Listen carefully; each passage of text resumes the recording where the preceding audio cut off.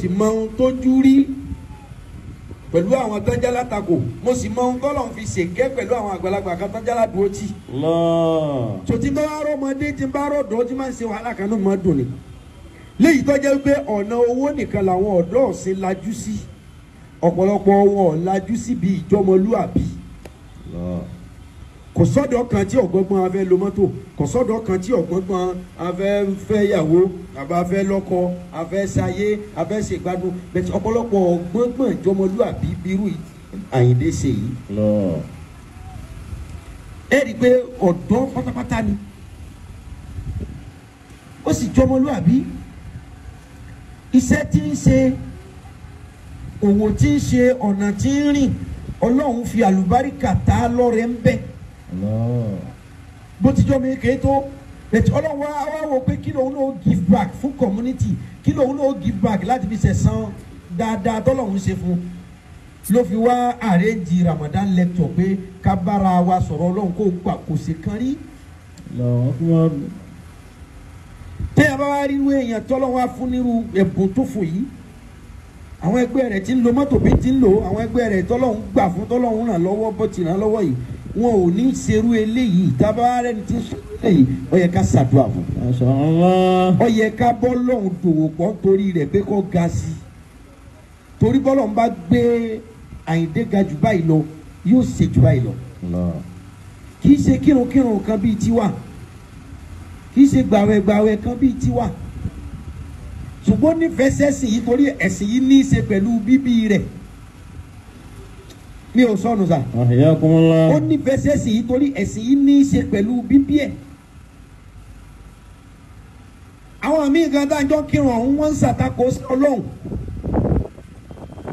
wọ́n wá ń sọ pé Àyìndé trend yìí ẹni àdúrà ni ọ́ ní ògo Ọlọ́run ibi tóòrò ti dáadáa Ọlọ́run ó mú ọ débẹ̀. Àmín. pẹ̀lú ògo Àyìndé trend ó ní parẹ́ o. Àmín. ó pé mi iṣẹ́ òjàmí àmì Ọlọ́run wá sọ̀rọ̀ Ọlọ́run fáwọn èèyàn láti kó wọn jọ nú àwẹ̀ sówó kan ni Àyìndé fẹ́ gbà lọ́wọ́ àwọn tó wà nílé àní kò sì kan rí àkọ́kọ́ ni eléyìí Ọlọ́run ó fi lé foundation dáadáa fún ọ tí ó bá fi di next year àtàwa àtiwọ́ ibi tó ga látò ti ṣe. Àmín. Ọlọ́run ó sì gbé ọ̀gá jù báyìí lọ. Àmín. Sùúrù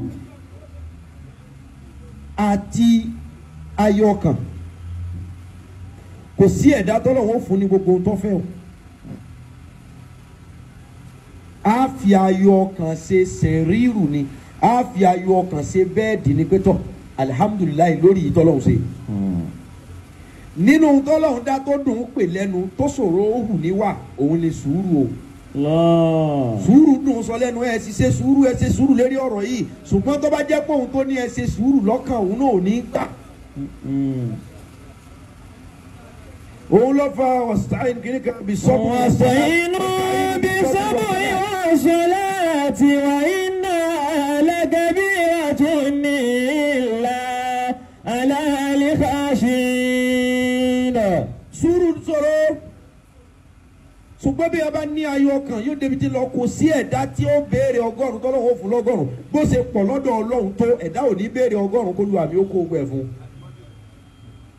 tọ́ba lówó ó lè má lókìkí tọ́ba lókìkí ó lè má tọrọ jẹ òkìkí ò so pọ̀ mọ́ rírí ṣe àìmọye olókìkí tó yẹ pé ariwo wọn ni wọ́n ń pa aṣọ ọ̀run rẹ̀ ọ̀dà bàtà rẹ̀ ọ̀ṣọ́ òkìkí yàtọ̀ sí rírí ṣe àwọn kan rí ṣe ẹ lè gbókìkí wọn àwọn kan lókìkí tíátà lẹ́fi mọ́ wáàsí lẹ́fi mọ́ orin lẹ́fi mọ́ ṣùgbọ́n ilẹ̀ ọ̀rọ̀. so ọ̀nà àbáyọ tó kálukú ní ni pé ká kọ́ ṣe sùúrù lórí ibi tá a bá ti bára wa ẹni. ká wá ní ayọ̀ ọkàn lórí yìí tọ́lọ́run bá ti ní ọ̀tẹ̀ wa lọ́wọ́. ayọ̀ ọkàn yẹn ni ò ní já sáré àṣáájú àìláyọ̀ ọkàn lónìí ti ti ọ̀pọ̀lọpọ̀ síṣòro. aka nínú ìwé ìròyìn wọ́n mú ọmọ skul kan tó wà ní yunifásitì wọ́n mú wípé ó fẹ́ fi roommate ẹ̀ tó jọ ń gbé yàrá ó fẹ́ fi ṣoògùn owó. La ilaha illallah. ọmọ tí ń kàwé lọ́wọ́ kí ni nǹkan lójú débi pé yóò tún á fi ẹni tí ń kàwé ẹgbẹ́ rẹ̀ ṣe ẹ rí i pé ọ̀kan jù à àìkíní wà. mo fẹ́ kẹ́ ẹ mọ̀ lónìí ẹlòmíràn pé at 30 òun ò tí ì jẹ́ nǹkan kan kódà at 30 ànábì ò tí ì dà nábì. sallallahu alayhi wa sallam. tó àwọn nǹkan tí ó yẹ kẹ́ gbélé mi ẹ wọ́n pé ẹ at 35 at 40 ẹ wọ́n mi tó ń bá dé ẹ kíní kan àlọ́ ń ṣe ọlọ́run tá a polongo rẹ̀ at 40 ló tó dà nábì ọ̀hún. sallallahu alayhi wa sallam. ànábì Noah éjì 450 ló tó dà nábì. ànábì Nuh alayhi salam éjì 450 ló tó di ànábì.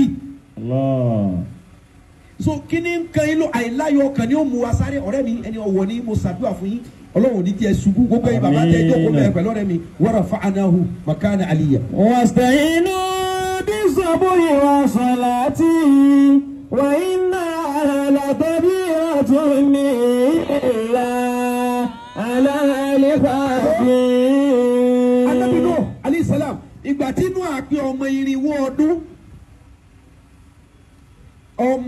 irinwó ọdún Yorùbá ògidì ni mo sọ fún yín o igba méjì nù kí là ń pè ní igba 200 igba méjì ó di bẹ́ẹ̀ ó di 400 là ń pè ní irinwó ìgbà tá Ànábì Nóà pé ọmọ 400 years láyé ọjọ́ yẹn ni Ànábì Nóà tó rí àtọ̀ lára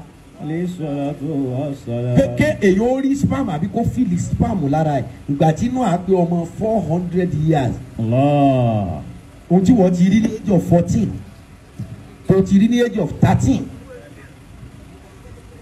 kí ọmọ 15 years kó ti máa mọ ohun tí ó yẹ kí ọmọ kí ṣáwà ara ọmọ 12 years ó ti máa jí ọmọ 12 years tó yẹ pé bọ́ bá fẹ́ lo nǹkan ọmọkùnrin rẹ kò gbọ́dọ̀ ju pé kò tọ̀ kó sínú ẹ̀ padà lọ ọmọ 12 years nítorí wọn fọwọ́ ra obìnrin níbàdí fọwọ́ ra obìnrin láyà.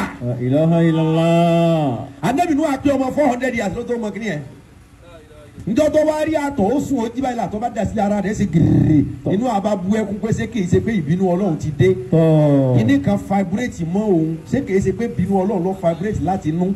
la ilaha illallah. Ànábì Nóà bá ń sunkún ọ̀rọ̀ àtọ̀ àtajá tí Nóà fẹ́ bá ajá tó bá Nóà sọ̀rọ̀ bí èèyàn l'Ànábì Nóà bá ń sunkún ó wá sun ẹkún lójoojúmọ́ fún 50 years tá a bá fi 50 years kún 450 fún 400 ó di 4 lẹ́yìn yẹn Ọlọ́run wá ṣẹ̀ṣẹ̀ ṣẹ́wọ́ sí pé inna arsalna Nuhan ila qawmihi an anzir qawmaka min qabli an ya'tiyahum azabun azim. after 450 yẹn Ọlọ́run wá ẹkún ti tó Abdulgafari ló kọ Nóà lọ́lọ́run wá pè é ní Nóà pé ajísunkún asùnsunkún arìnsunkún abẹ̀rẹ̀sunkún asọ̀rọ̀ sunkún tó fi 50 years sunkún yìí ẹkún tó bàbá ẹlẹ́kún má sunkún mọ́.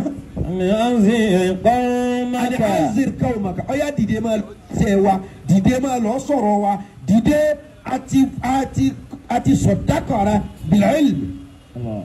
àsọdọ̀tọ̀ fún ọlọ́ọ̀ni nínú mọ̀ máa lọ sọ̀rọ̀ àwọn ọlọ́run nígbà tó pé 450 ṣé wọ́n ó tiẹ̀ lo 450 láyé. At 20 o ti wá ń sa eré tí ó yẹ kó sá at 30 o ti wá ń rí ohun tí ó yẹ kó rí ẹ ti wá gbàgbé wípé àánú Ọlọ́run ní máa sọ̀rọ̀ lórí ẹ̀dá kì í ṣe ọṣẹ. Cold soap ahyakumullah. Cold soap for us. Kádàrá ní ṣiṣẹ́ o ọ̀rọ̀ tí Akeola bí mi ní sọ sùúrù àti ìtẹ́lọ́rùn mo rọ̀ wá ọjọ́ ti lọ ní aago méje lọ́fẹ́ lu yàtọ̀ sínú sì tó mo rọ̀ wá tráfíkì ló mú mi o Àyìndé ó yẹ ká ti dé ọkọ̀ wàláhì tráfíkì ló mú wa akọ́kọ́ lọ wá àsìkàn ní abúlé Ẹ̀gbá ńbẹ̀ láti ń bọ̀ àsìkò omi ọ̀pẹ ṣùgbọ́n tráfíkì tó wà lónìí ọlọ́lọ́mọ mi ti ń bọ̀ sùúrù ẹni ayọ̀kan which is kò ní tẹ́lọ́rùn ó di méjì sẹ́rí kìíní yìí lé innaha lakabira. innaha lakabiratun illa 'ala al-khashi'in. yìí lé o illa 'ala al-khashi'in. àfẹnì ọba páyọ Ọlọ́run nìkan ní ọ̀rọ̀ fún sùúrù lé ìtẹ́lọ́rùn lé ayọ̀kan lé kí wọ́n ní mẹ́wàá káwọn ọ̀rẹ́ rẹ̀ ọmọ fọgọ́rùn ṣeré kọ́ ọmọ wàá sá eré tí ọ̀yẹ́ kọ́ sá nítorí pé wọ́n ní ju ọ lọ òun ìtẹ́lọ́rùn ẹ pé ọ̀rọ̀ ọmọ mi yìí ni ó ní àfi ṣe wáàsí báyìí tó bá jẹun sùúrù ó lè má ti tètè tó dé. àwọn tí ọmọ wàhálà tó ń ṣe njọ́ tó ìṣòwò tó sọ́ọ̀tì njọ́ tó retí olùrànlọ́wọ́ tó rẹ́ nìkan àfọlọ́hún ọjọ́ orílẹ̀ lómi ọmọ wò kò ní wo bí téèyàn ti ń bọ̀ àti tọ́lọ́hún torí rẹ̀ ṣe nǹkan fún yàn. àyíké àti gbogbo àwọn tó dàbí rẹ̀ ẹ̀dí á lọ kún fún sùúrù wàrà ò sí lónìí wàrà ń bọ̀ bọ́dọ̀ la bí ọba tí ì dán lónìí kò sọ pé ò ní dán lọ́la tí ọba tí ì ṣe lónìí kò sọ pé kò ní ṣe lọ́la ọlọ́run ọba tá à ń sìn àsìkò lòun ń lò ọjọ́ lẹ́yìn ká èèyàn máa pé mo ti kọ́ ọmọ ọdún báyìí àsìkò lọ́lọ́run ń lò sáà ní tọ́lọ́run àsìkò wákàtí ni ó fi kà á fún ẹ ìwọ lọ ń ka ọdún ẹni tí ó là láàárọ̀ kò lè dọ̀sán kó tó là ẹni tí ó sì là lálẹ́ kò lè là láàárọ̀ àkọọ́lẹ̀ ti dúró ẹjẹ́ á fi sùúrù bọ́lọ́hún lò ẹjẹ́ á fi ayọ̀ ọkàn káfi ṣe kíni àfi bá Ọlọ́run lò káfi bá Ọlọ́run lò ẹni ó bá ní sùúrù tó láyọ̀ ọkàn yóò débi tó fẹ́ dé yóò jẹun tó fẹ́ jẹ ẹni tí Ọlọ́run ò ní ṣe nǹkan kan fún kò ní ran wá sáyé gbogbo àwa tá a ti wáyé la ní nǹkan kan Ọlọ́run ó ṣe fún wa ìwáyé wa ti júwe pa ní ohun tó lọ́wọ́ òun ló fa mọ́ khalaqta haza batilan wáyé lásán aníṣẹ́ tá a fẹ́ ràn ọ́ aní ohun tá a fẹ́ gbé fún ọ sáà ṣe sùúrù kó o sì láyọ̀ ọkàn tiẹ̀ ó ju tàwọn kan lọ tàwọn kan ó ju tiẹ̀ lọ tó o bá ti ní sùúrù ó bá èmi Ọlọ́run lálàforíjì ó sì bá mi lọ́ba tí kì í dojú ti onísùúrù torí pé inna Allaha ma'a sabirina ẹni yóò tó bá jó sùúrù èmi Ọlọ́run ó dúró sẹ́yìn rẹ̀ gbọ̀ngbọ̀n.